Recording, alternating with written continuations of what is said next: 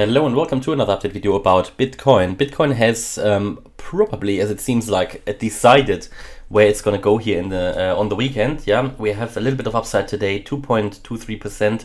We already were a bit higher. We retraced a bit. We're going to take a look at that.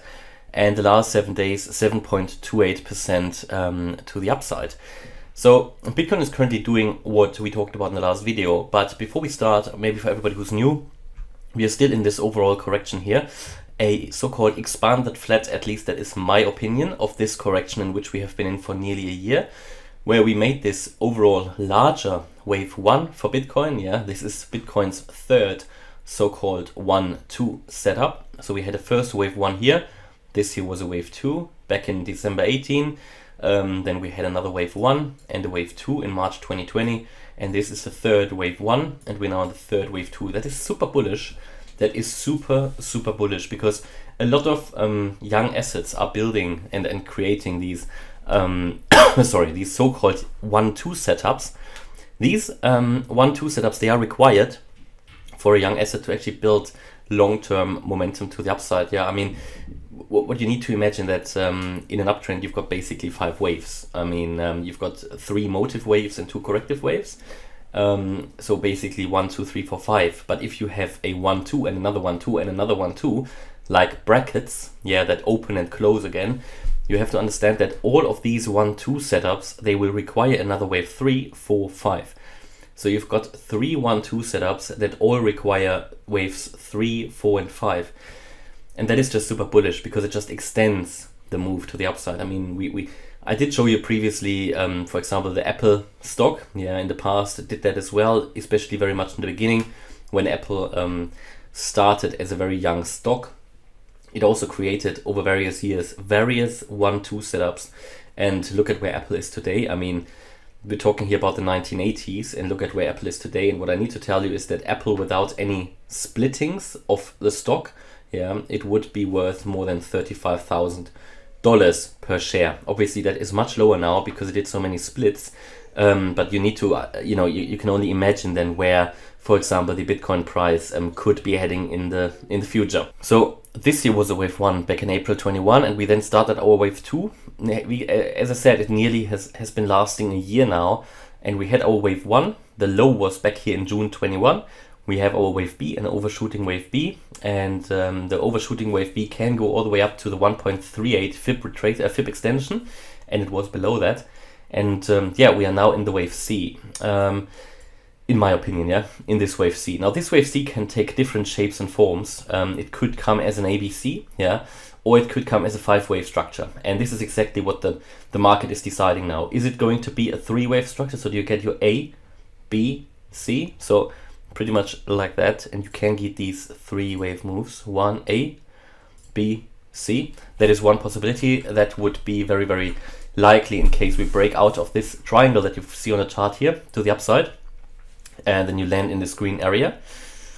But then in the end you will come down into the yellow target area. The other possibility, and this is pretty much already highlighted on the chart here, is that you've got your 5-wave move down, 1, 2, 3, 4 to the upside and 5 to the downside. And yeah, I'm basically primarily, I expect that final move to the downside, and yeah, out of this triangle breakout to the downside, that would still be my primary expectation.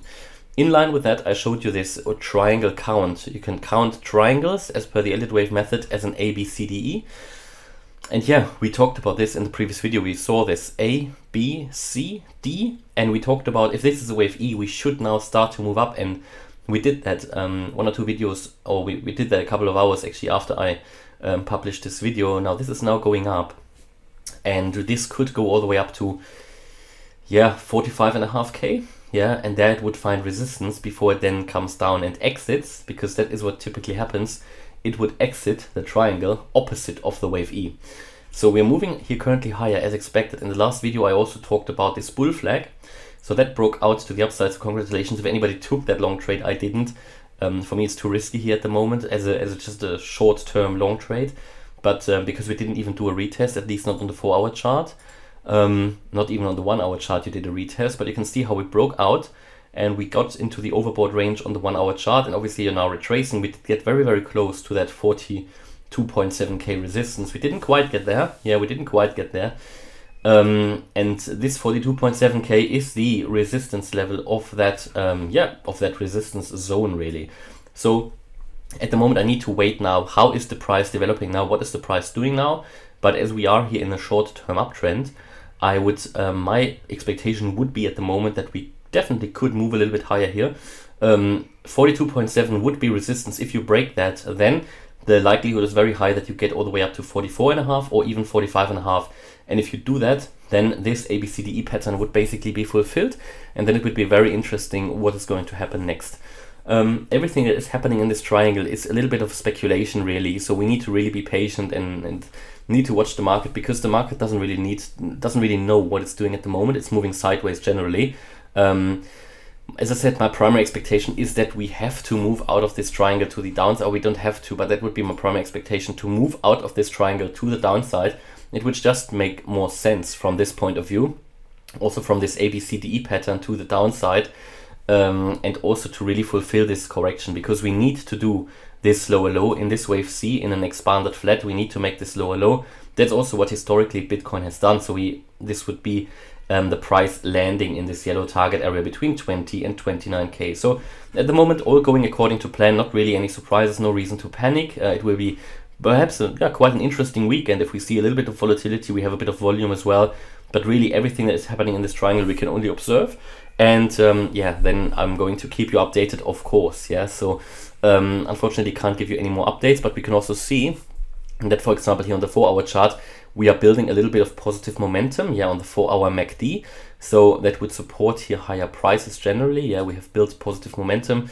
The 1-hour chart is retracing a little bit, so it could become another smaller bull flag potentially here, but it's a bit too early to say that. The 8-hour also increasing buying momentum, so I wouldn't be surprised if we see here higher prices in the next few days. Also the bullish MACD on the daily again was a good forecaster of rising prices. It often does that.